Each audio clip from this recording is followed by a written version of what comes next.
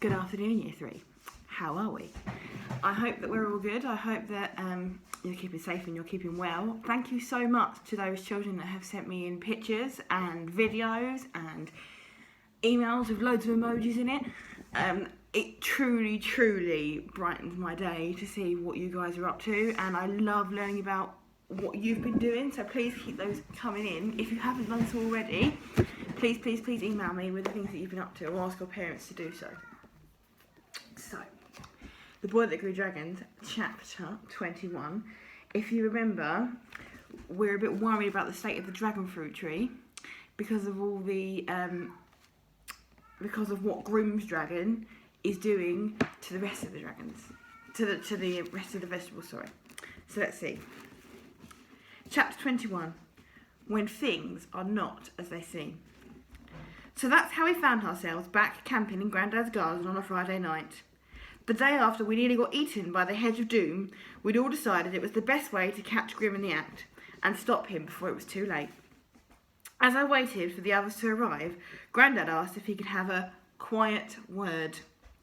Listen, Chipstick, Jim's been having some trouble again. Things have been damaged and he's found footprints trampling all over his plot. I hadn't been over onto Grimm's side of the garden since the night we'd gone looking for the dragons, but I felt the colour rising into my cheeks. It was like I was getting so used to feeling guilty about keeping secrets from Grandad, I immediately went bright red. You're not messing about in there, are you? It's just that he's pointing the finger at you lot again. I haven't, Grandad. We haven't. I shook my head. The truth was I knew exactly whose footprints they would be. The words were there, jiggling around on the tip of my tongue. I could just tell him right now, and he looked desperate to hear it, but I couldn't just blurt it out. Is there anything I should know, Chipstick? You know you can tell me anything. I shuffled awkwardly from foot to foot. Apart from that Rocky Road is the best flavour ice cream, because we all know it's cherry vanilla, he said with a wink. I tried to ignore the twinkle in his eye that made him look forever hopeful. Before I had a chance to mutter any kind of response, the superhero squad skidded up to us on their bikes. I never thought I'd need to be saved from Grandad, but relief flooded through me at the distraction. All right, I said to Ted, Cat and Kai, who were looking from me to Grandad and probably hoping he wouldn't ask them anything else. All right, said Ted. All right, echoed Cat and Kai. Talkative bunch, aren't you? Said Grandad. We all laughed nervously. Remembered your tent this time, Grandad said, pointing to the bundle strapped to Ted's back. Well, you know, where everything is. He waited for a moment longer, looking like he was on the verge of saying something else. See you in the morning, I expect, he said at last. I was pretty sure that wasn't what he'd been about to say, but he headed inside. I told them about Grimm having found footprints in his garden. Looks like you were right about Liam, Ted said. That sneak! Well, we can keep one eye out for him at the same time we're keeping the other eye on Grimm. Everyone nodded, and Kai went cross-eyed to prove it could be done. We'd probably sneaked out once while camping in Nan and Grandad's garden. Doing it a second time didn't feel any better, especially after Nana made us all her special occasion triple chocolate chunk cookies, some ice mint donuts, and gave us a bag of Grandad's treacle toffee. But we had to protect the tree, and if it meant sneaking back into Grimm's garden to prove he was using chemicals to cheat the show and killing the tree in the process, then we had no choice. And if we found that sneak Liam at the same time, so much the better. This time, we pitched the tent down among the apple tree. We'd be able to hear if Grimm was up to anything and be close enough to catch him at it. While we waited for it to get dark, we tucked into Nana's goodies, and Cat and Kai told us how Crystal and Dodge had found my cat, Tom Tom, creeping up on a baby bird and turned the tables by pouncing on him and then lifted him into the air. Ted laughed. Fancy kidnapping Tom Tom. Catnapping, more like, Cat giggled. I laughed too. I wondered why he'd been keeping such a low profile lately. I thought it was because of those ferrets Mum's looking after. As time ticked by, we all started to yawn. One by one, we took it in turns to lie with our head out of the tent, keeping watch for any signs of Grim. "I see something," hissed Kai, just as the rest of us were dozing off. "There's a light flickering over there, at the bottom of the garden." We all scrambled forward to have a look, rubbing the sleep from our eyes. "Right, let's get out of here," I said. "It's time to catch that sneaky cheat red-handed." I winced and rubbed the back of my neck. Flicker's tail had scratched me. I lifted my head off his shoulder. I lifted him off my shoulder. "I thought you'd got the hang of that tail," I said. "Keep to the trees. I don't want him seeing you." Flicker flew away from me and flared bright orange. He sent a spray of sparks that crackled in the night. "What's got into him?" Apologies for the camera. "What's going to him?" Cat asked. "I don't know, but it will have to wait. Come on." We crept out of the tent and edged our way down the garden. I hoped the dragons would keep to the trees and out of sight, but, following Flicker, they all flew back and forth down the garden. Then, one after another, they kept flitting down to the dragon fruit tree and zooming away very quickly. "Maybe they know it's in trouble," Cat whispered. Seeing the dragons in such a frenzy made me even more determined. "Come on," I said, every inch of me prickling with the anticipation of catching Grim.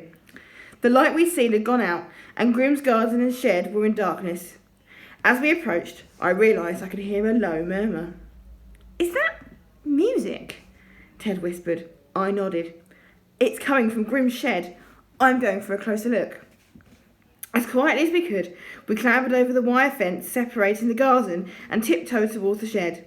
Apart from the music, I couldn't hear any movement. "I don't think Grim's in there," I whispered. "What about the light we saw?" Ted asked. "Maybe it was in the field, the farmer or something." I peered around the shed door, which was open. A drifting, beautiful sound lifted into the air. It was coming from the old computer. As soon as the dragons heard the music, they stopped their frenzied flying. They seemed to be drawn to the haunting sound and began to rise up. The four of them were circling slowly, weaving and twisting, following each other in a spiralling dance. We watched, spellbound, as the dragons soared up into the air, mesmerised by the swirling sound of the violins and cellos filling the air. "Well, they obviously like it," Cat said, smiling. "Why is he playing music?" Kai asked. "He's not even here." Cat stepped into the shed and shone her torch around as the rest of us followed her. "I think I know," she said. "Look at this." The glow of a light fell on a magazine that was lying open. Cat lifted it up. There was an article with a picture of a man cradling a tomato plant. There's the dragons, look. I'll put that a bit closer. He had a microphone in his hand, and it looked like he was singing to it. The title said, "Plants love music." It says here that singing and playing music to your plants helps them grow bigger and better. Ted snorted with laughter. "Yeah, I reckon it depends on your singing," Kai said. "The noise Cat makes would make most plants shrivel up." Cat shoved him, and he stumbled back into a box of books. The books had titles like How to Grow Organic Vegetables, A Guide to Gardening the Natural Way, and Be Green. The music faded to silence. Cat looked at me, and I started getting an uncomfortable feeling in the pit of my stomach again. Hang on. If he's all about growing things organically, why is he using chemicals? Kai said. "I don't think he is," Cat replied. She looked directly at me. "We had just kind of assumed, didn't we?" "But then, what's killing the tree?" I said. "Why isn't the ash working? There must be some reason it's suddenly shrivelling up." If I could have changed colour like Flicker, I'd have been flaring bright orange, just like he did when Tom Tom chased him and he was in panic mode.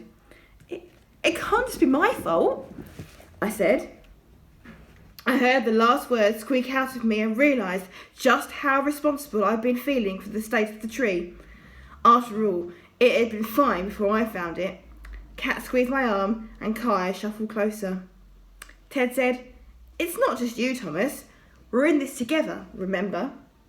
Suddenly, a light flickered through the shed window. We all ducked down, Cat fumbling with the switch of her torch. "Grim!" she hissed.